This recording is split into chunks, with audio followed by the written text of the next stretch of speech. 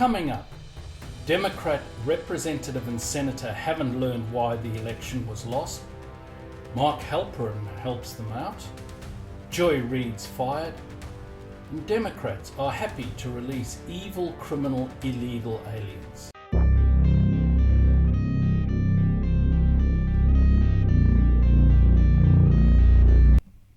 Democrat Representative Catherine Clark hyperventilates. Since Democrats do not control the House or the Senate, what is your plan to try to give Donald Trump some checks and balances? First, let me tell you, you got to understand how frustrated people are watching what is happening with this administration and with the unvetted, unelected, richest man in the world running roughshod across our personal data. When asked about the Democrats' plan, all that Clark does is whinge about the Republicans. The Democrats really do believe that the majority of Americans have the same mindset that they do. She talks about frustrated Americans when they voted against her party and are happy with the way that Trump is fulfilling his campaign promises.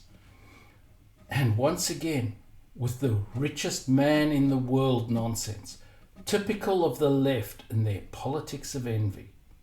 And despite the fact that she would no doubt know that Doge are not going into ordinary Americans' personal details, she continues pushing the fear tactics. She continues. Majority in the House. So we're putting bills on the floor that would say to Elon Musk, get out of our tax data, get out of our healthcare data. You do not legally belong in those systems threatening the privacy and security of our constituents. And we are asking and putting pressure on 3 Republicans. That's all it takes to have the courage to stand up for the people who sent them to Washington and say no to this. Say no to stealing their hard-earned tax dollars that we all want spent efficiently and handing it over to the billionaire class. She talks of having 3 Republicans crossing over to her side. Earth to Clark, the Republicans won the election. In following Trump's electoral agenda, they're following exactly what the voters voted for. If anyone is not following the will of the people, it's the Democrats, she and her colleagues. The arrogance and hypocrisy is incredible. If you enjoy this content, please like, share and subscribe. And talking of Democrats who are unhinged, we get to Senator Cory Booker on constitutional crisis. This is a constitutional crisis. It's the most serious assault on our Constitution in the history of this country. Yeah, listen, I think this is the most serious constitutional crisis the country has faced, certainly since Watergate. We are basically on the cusp of a constitutional crisis. Senator, as you know, Democrats just lost an election, largely with the closing argument accusing Trump of being a threat to the democracy. Is that the most effective messaging right now? I think the most effective messaging is talking about the crisis that's happening to Americans. So they shouldn't be talking. Unbelievably, NBC's Kristen Welker lays out the facts of why the election was lost by the Democrats and points out that the Democrats' persistence with a proven election-losing message is not helping them. Booker seems to want to dodge the question by misdirection. He talks of a crisis facing Americans when, as I've said before, the Americans in general are very happy with what Trump is doing. Booker continues. Real crises that Elon Musk, who's a billionaire who never has to think about where his next meal is coming from, where his medical treatment and how that will be paid for. Americans are feeling a crisis right now, and they're feeling pain that to them was unimaginable in a president they put their trust in that would lower their prices and make their lives more easily. So, despite Welker having pointed out the Democrats' losing message, Booker persists with lines about Musk being rich, as if by repeating that message, that's gaining no traction, as if it's going to help them somehow damage Trump's administration. These two Democrat politicians are Senate Minority Leader and Democrat House Whip. These are senior Democrat politicians. No wonder the Democrats are in such desperate trouble. Mark Halperin points out some home truths. We have got to tell Elon Musk, nobody elected your ass. Stop the coup, stop the grift, stop Elon Musk, take our country back. We don't pledge allegiance to the billionaires. We don't pledge allegiance to Elon Musk. We will win. We will win. We won't rest. We won't rest. So, Mark, is this the right hill for the Democrats to go up on? I mean, they're trying to criticize Elon Musk for what he's doing with Doge, but this is something that politicians haven't been able to do for decades, is get rid of the fat, the waste, the fraud, the abuse. What's your take on the Democrats' play right now? Well, I'm not a medical professional, and I generally urge people not to try to make diagnoses over Google, but this one I don't think even requires a Google search. They're discombobulated by Elon Musk because of his power and influence and how quickly he's moving. And I think most smart Democratic strategists say, stop attacking the man and focus on the ideas and the impact some of his moves are making. But they just don't seem to be able to resist going after him personally. The same tired old lines being chanted by Democrat politicians. On and on about Elon Musk and how rich he is, and he's the world's richest man and billionaire. Frankly, it's embarrassing. Americans want to cut waste, fraud and abuse. They see Musk as extremely successful and hope that he and Doge are similarly successful addressing the budget blowouts on the spending side.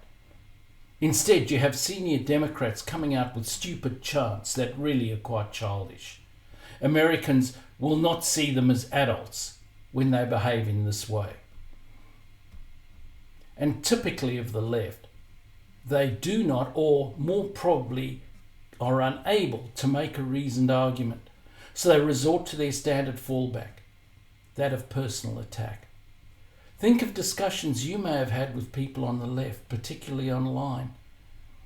How quickly does what started as a discussion of policy and ideas degenerate from their side into a personal attack?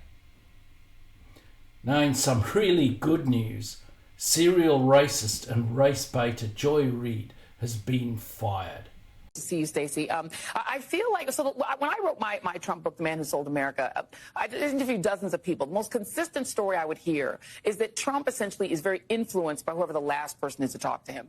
And Stephen Miller in the last administration and this one was very much in his ear. And you just heard his obsession with racial minorities, in his mind, taking things away from white men.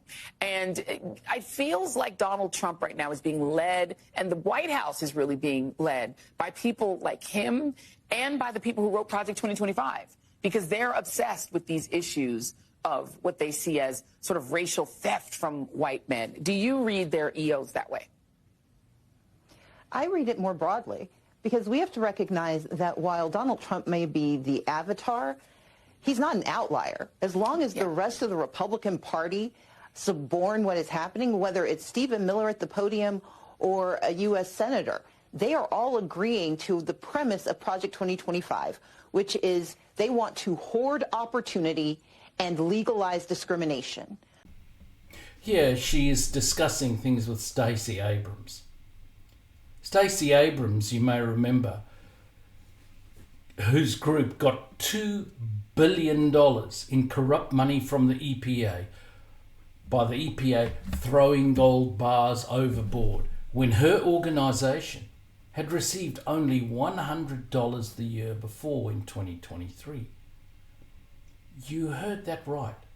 Only $100, not $100,000, $100 in 2023, and then $2 billion the following year.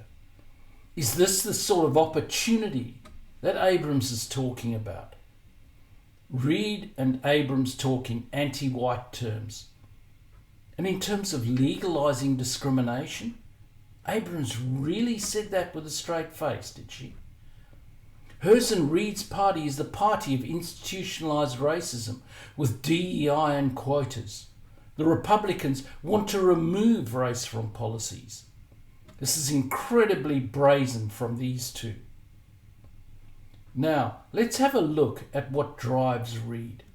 So for putting Americans in danger, officers and unions who are fighting against vaccine mandates, which essentially means fighting to make the public sick, are tonight's absolute worst. Be careful about attacking people who have to move to save their own lives and safety, because you never know when it's your people that have to move, when it's your people who have to migrate, when it's your people who have to get on that road. They're increasingly, from the Tea Party on, they're voting on race. They're voting on this idea of an invasion of brown people over the border, the idea that they can't get whatever job they want, a black person got it, therefore drive all the blacks out of the colleges. None of that matters when you believe that God has given you this country, that it is yours, and that everyone who is not a white conservative Christian is a fraudulent American. You're going to look real crazy being on the other side of that line, particularly as a person of color, but really as anyone who claims to have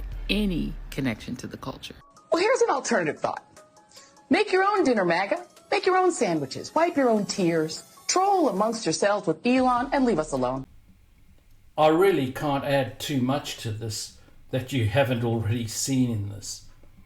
A serial racist and race baiter who sees nothing but race and yet decries those who want to have policies that don't insert race as racist. All I can say to Joy Reid is good riddance. Then we have Tom Homan on what sanctuary cities are doing. I'm coming to Boston. I'm bringing hell with me. 9 child rapists that were in jail in Massachusetts, but rather than honoring an ICE detainer, released them back into the street.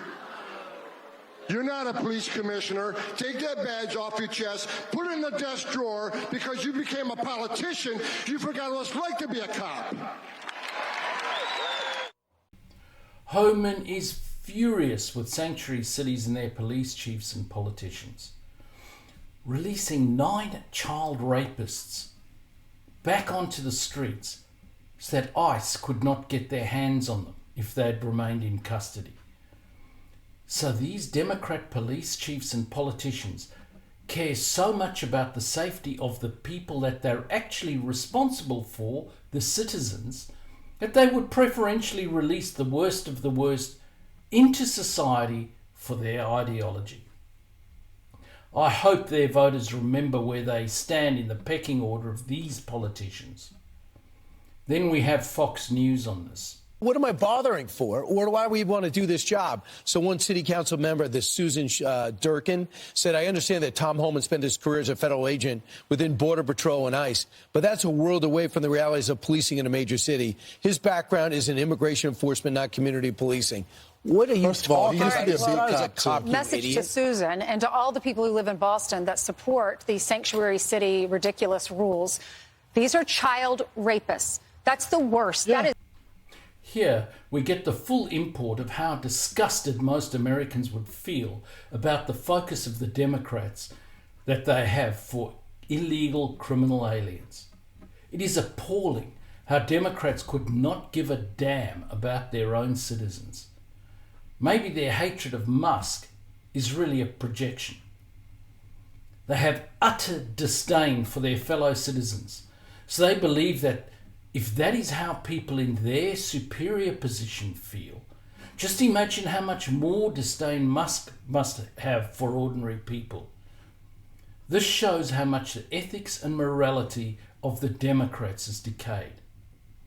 Vance gives the message that should be given to the illegal aliens. Well, our message to the drug traffickers is get the hell out of our country. Your free ride is over because President Trump is back in the Oval Office. That is, you're not welcome. You were never welcome, according to the American people. But unfortunately, you had President Joe Biden, who allowed you to run free over the United States of America, and Donald Trump has said, you're terrorist organizations, we're going to go after you, we're going to wage war on you, and certainly we want you out of the United States of America, and that's an important message, of course. But Vance says the obvious. These criminals are odious human beings who have no place in the United States. Unlike Democrats who would welcome them with open arms, not only by a word, but by their very deeds. What do you think of Joy Reid getting fired? Please let me know in the comments below, and thanks for watching.